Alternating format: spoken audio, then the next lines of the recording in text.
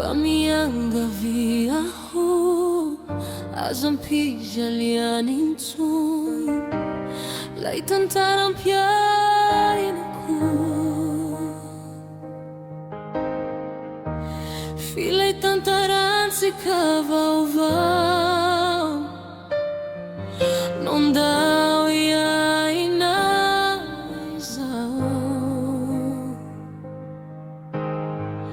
Raha agnato ampoko ato hainao fa tsy nitony no fisitro rehefa matory tsy ho voafafany fotoana.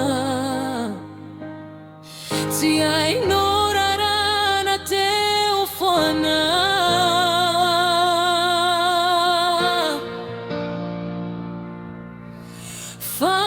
Fantatrao fa tsy afakao voafatotra voaziogan fitiavanao.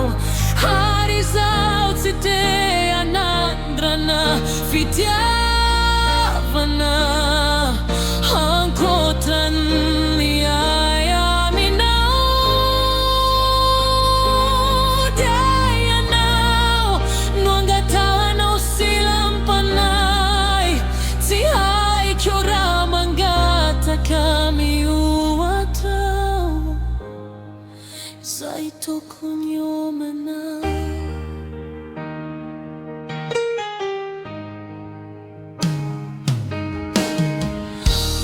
Misy ve porofo mbola azoko ampinindray sa triariko eto mihitsy ny foko.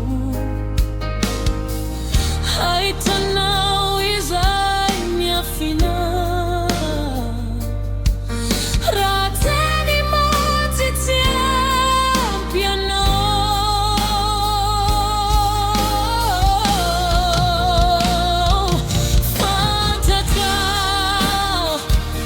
Tsy afakao voafatotra voaziogan fitiavanao.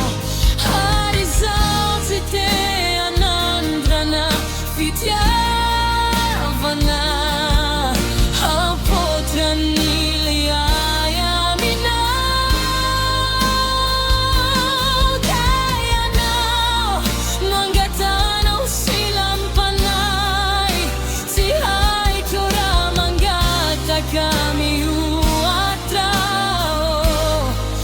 zay tokony omenay.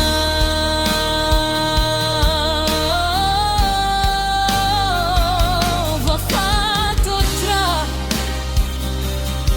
ka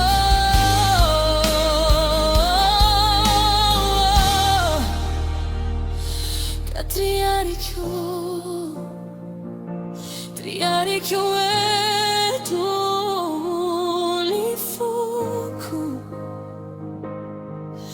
Oh yeah. Fantatrao fa tsy afakao voafatotra voaziogan fitiavanao.